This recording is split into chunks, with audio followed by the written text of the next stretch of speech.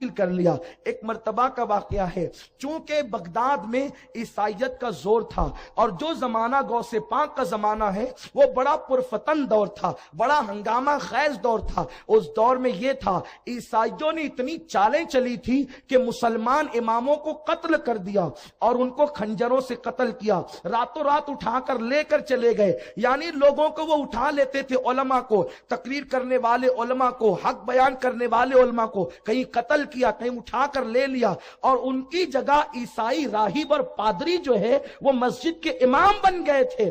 آپ بتائیں عیسائی اور یہودیوں نے کتنی سازش کے ساتھ جو ہے مسجدوں پہ قبضہ کیا تھا، اور پھر وہ تقریروں میں اللہ کی تعریف کرتے تھے، رسول اللہ کی تعریف کرتے تھے، ایک ایک گھنٹے تک، دو دو گھنٹے تک، چھ چھ گھنٹے تک وہ تقریریں کرتے تھے اللہ رسول کی تعریف میں، لیکن بیچ میں دو چار جملے ایسے گھسا دیتے تھے جس سے لوگوں کے دل میں رسول اللہ کے خلاف نفرت پیدا ہو جائے۔ اس دور میں ایسا خطرناک دور تھا، اپنے بیگانے کی تمیز نہیں تھی۔ اس دور میں اللہ نے غوث پاک کو پیدا کیا۔ اس زمانے میں آپ نے اتنا بڑا مجاہدانہ کردار ادا کیا کہ آج تک کہ دنیا غوث پاک کی بارگاہ میں خراج عقیدت پیش کرتی ہے۔ انہوں نے کتنی کرامتیں دکھا کر، خطابات کے ذریعے سے، واعظ و نصیحت کے ذریعے سے جو انقلاب برپا کیا ہے، ان کو دنیا محی الدین کہتی ہے۔ محی الدین مطلب دین کو زندہ کرنے والا۔ یارو جو دین کو زندہ کر دے، اگر وہ مردے زندہ کرے تو تعجب کی بات کیا ہے؟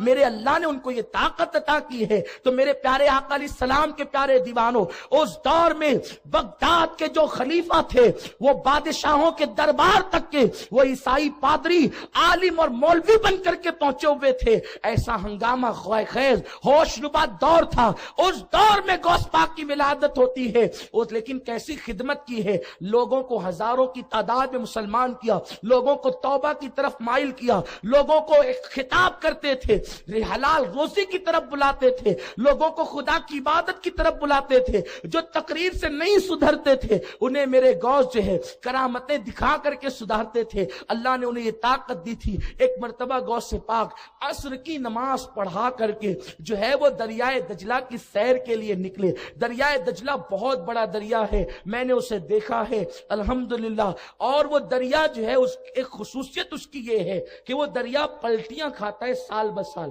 یعنی ایک سال یا کچھ سال وہ اس طرف پلٹی کھاتا ہے تو ادھر دریا بڑھ جاتا ہے، اور کبھی وہ ادھر پلٹی کھاتا ہے تو وہ ادھر بڑھ جاتا ہے۔ بہت بڑا دریا ہے، اس زمانے میں اور بڑا تھا، ابھی جو ہے وہ اس کو کچھ سمیٹا گیا ہے، لیکن آج بھی اس میں کشتیاں چلتی ہے، اس میں آج بھی کشتیوں کا آنا جانا ہے، اور لوگ ایک کنارے سے دوسرے کنارے کشتیوں پہ آتے جاتے ہیں۔ میرے غوث کی شان یہ ہے، آپ عصر کے بعد دریا کی سیر کو گئے، اس لیے کہ سیر و تفریح کو جانا یہ بری بات نہیں ہے، سیر و تفریح کے لیے جا کر وہاں عیاشیاں کرنا، گناہ کرنا یہ بری بات ہے، ورنہ اللہ کی نشانیوں میں غور کرنا، اللہ نے تو نے دریا کیسا بنایا، پھول کیسے بنائے، پتیاں کیسی بنائی، یہ سب چیزوں میں غور کرنا عبادت ہے۔ بلکہ صوفیہ فرماتے ہیں کہ اللہ کی نشانی میں غور کرنا 70 سال کی عبادت سے بہتر ہے۔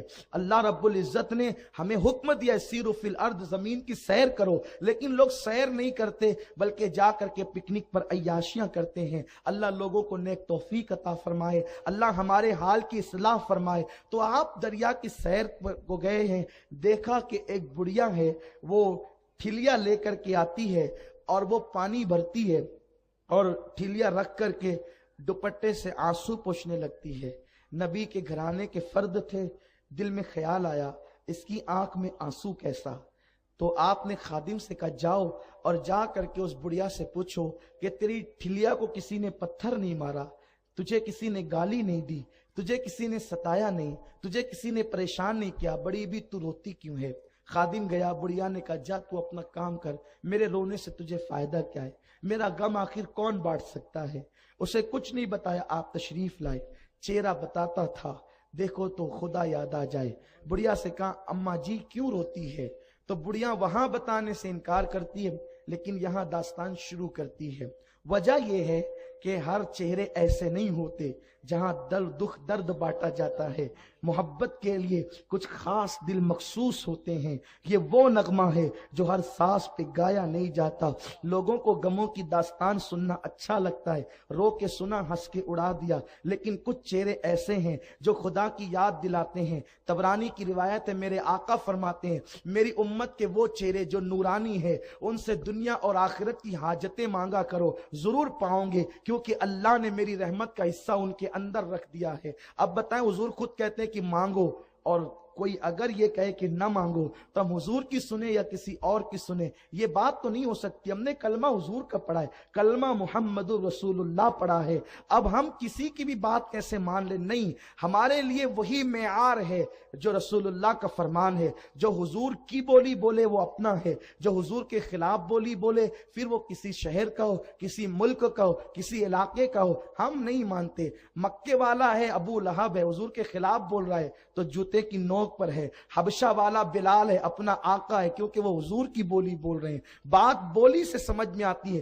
دل کے احوال بولی سے پتا چلتے ہیں۔ تو بڑھیا نے چہرہ دیکھا کہ یہاں پر غم ہلکا ہو سکتا ہے۔ کہا کہ بات یہ ہے کہ میں رونے کی وجہ، مجھے میری ٹھلیا کو کسی نے پتھر نہیں مارا، مجھے کسی نے گالی نہیں دی، کسی نے ستایا نہیں، لیکن بات یہ ہے او میرے مونس کہ میرا ایک لوتا بیٹا تھا، اور میں اس وقت بیوہ ہو گئی تھی جس وقت وہ میرا بیٹا میری گود میں تھا، اور میں اسی کو پالتی تھی اور بے وگی کا داغ دھلتی تھی۔ تمنا یہ تھی کہ جب میرا بیٹا جوان ہوگا تو اس وقت میں اس کی شادی رچاؤں گی۔ وہ بڑھیا ہے مذہب کے اعتبار سے عیسائی، ابھی بھی وہ عیسائی ہے، شادی رچاؤں گی، بڑی دھوم دھام کروں گی۔ اور ظاہر سی بات ہے کہ عیسائی کیا دھوم دھام کر سکتے تھے وہ آپ اچھی طرح جان سکتے ہیں۔ تو بڑھیا سے سنا پھر کیا ہوا، کہا میں لے گئی اور بارات کو دجلہ کے اس پار، اور دلہن کو بٹھا کر کے لائی اور بڑی شان سے لائی۔ میں خود بھی بارات میں شریک تھی۔ ہوا یوں کہ میں کشتی کنارے پر آئی، ساحل پر آئی، دریا کے کنارے پر، اور اس کے بعد جب دریا کے کنارے کشتی آئی تو میں اتری اور میرے ساتھ چند باراتی اترے۔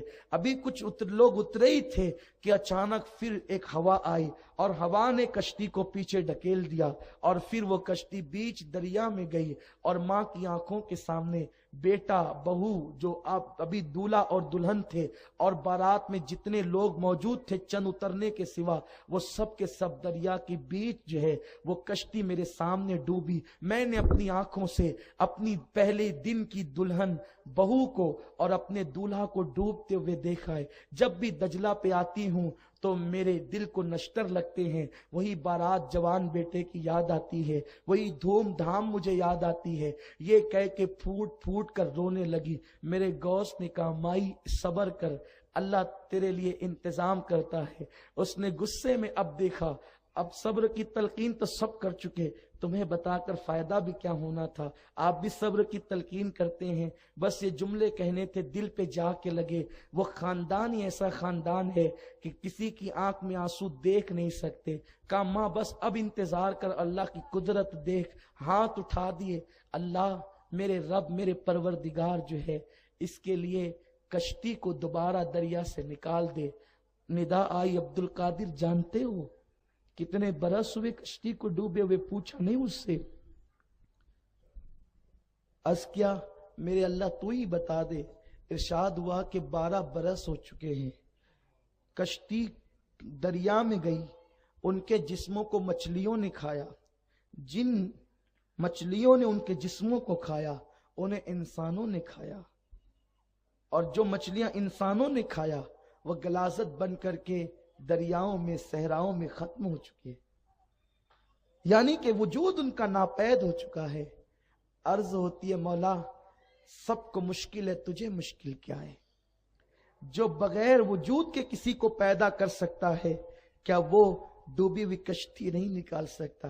ارشاد ہوا عبد القادر میرے بندے نہ مانتا تو اچھا تھا، بس پھر جو مقام محبوبیت اللہ ولیوں کو دیتا ہے تو آپ نے اپنی چادر کی طرف ہاتھ بڑھائے، اور دوسری روایت ہے کہ اپنے جبے کی طرف ہاتھ بڑھایا، اور اس کے بعد کہتے اللہ اگر تو اس کشتی کو دریا سے نہیں نکالتا تو پھر تیرے عبد القادر کو یہ مقام محبوبیت کا حلہ زیب نہیں دیتا۔ آج اس کو ایسا اتاروں گا کہ پھر کبھی نہیں پہنوں گا۔ بس اتنا کہنا تھا کہ عبد القادر دیکھ میرے بندے میری قدرت کا کرشمہ۔ اور اس کے بعد میرے غوث نے دعا کی اور پھر ادھر وہ کشتی اسی طرح ظاہر ہوئی، وہ کشتی اسی طرح ظاہر ہوئی جیسے کہ وہ شان سے ڈوبی تھی۔ بڑھیا نے دیکھا، دنگ رہ گئی اور اللہ اکبر، اس نے کہا یہ کیا ہے؟ کہا یہ میرے اللہ کی قدرت ہے، میرے رب کی قدرت ہے۔ کشتی کنارے پر آئی، بڑی بھی کو یقین نہیں آتا تھا یہ کیا ہے۔ بڑھیا نے بیٹے کو سینے سے لگایا، پھر کہنے لگی میں تو بڈھی ہو گئی، اب 12 سال جو ہے وہ گزر چکے، اب میں اپنے پوتا پوتی کو دیکھوں تو کیسے دیکھوں، بیٹے کی شان دیکھوں تو کیسے دیکھوں، کیونکہ اب تو میں جلدی مر جاؤں گی۔ میرے غوث نے کہا نہیں تو نہیں مرے گی، تیری زندگی جب ختم ہونے والی تھی وہ 12 سال تک میں نے اور بڑھا دیا، یعنی جتنا تو دیکھ سکتی تھی وہ سب بڑھ گئی۔ تو وہ پورا خاندان مسلمان ہوا تو اس دولہے کو دنیا نے شاہ دولہ کے نام سے جانا، اور شاہ دولہ مسلمان ہوئے، غوث پاک کے خلیفہ ہوئے، اور گجرات کی سرزمین پر ان کا مزار موجود ہے سرکار غوث العظم کے۔ اور ہم ہندوستانیوں کی قسمت بھی بڑی عجیب ہے کہ وہ شاہ دولہ بھی ہندوستان آ گئے، غوث پاک کے خلفاء میں ہم اللہ کی نشانی بن کر۔ یہ وہ لوگ ہیں، یہ ہے غوث العظم دستگیر۔ آپ سوچتے ہیں یہ کیا ہے، یہ کیا ہے؟ یہ اللہ کی قدرت ہے۔ اللہ جس کو جو چاہے مرتبے عطا کرتا ہے، اللہ جس کو جو چاہتا ہے شان عطا کرتا ہے۔ اب دنیا یہ چاہتی ہے، دنیا یہ سوچتی ہے کہ ہم ان ولیوں سے اپنے رشتے کو توڑ لیں، کٹ کر لیں، ان سے منقطع کر لیں، تاکہ شیطان ہمارے ایمان کو آسانی کے ساتھ اچک سکے۔ میرے پیارے آقا علیہ السلام کے پیارے دیوانوں، بڑے مقدر سے یہ بزرگوں کے دامن ملتے ہیں۔ یہ دامن یوں ہی نہیں ملا کرتے، یہ بڑی قسمت کے بعد ملا کرتے ہیں۔ اگر کوئی ان کا دامن ہم سے چھڑانا چاہے تو چھوڑنا نہیں۔ اگر کوئی صاحب کہے یہ شرک ہے تو آپ پوچھ سکتے شرک کیسے؟ جب اللہ نے کہا وابتغوا الیہ الوسیلہ تو یہ شرک کیسے؟ اور پھر غوث پاک اپنی کرامت دکھا کر پوری زندگی میں یہ نہیں کہتے کہ یہ میری کرامت ہے، کہتے یہ اللہ کی قدرت ہے۔ اور ولی کی کرامت دراصل اللہ کی قدرت ہی ہوتی ہے۔ اور سنو، جن لوگوں کو اللہ پہ بھروسہ نہیں وہ ولیوں کی ولایت کا انکار کر سکتے ہیں، لیکن جو اللہ کو مانتے ہیں، تو جو اللہ چاند کو چاندنی دے سکتا ہے، کیا وہ عبد القادر جیلانی کو کرامت کی طاقت نہیں دے سکتا؟ بات تو اللہ کے دینے کی ہے کہ اللہ نے ان کو ایسا بنا دیا ہے کہ ان کو لوگ دیکھتے چلے جائیں اور پتہ کرتے چلے جائیں کہ ان کی شان کیا ہے، ان کے مرتبے کیا ہے۔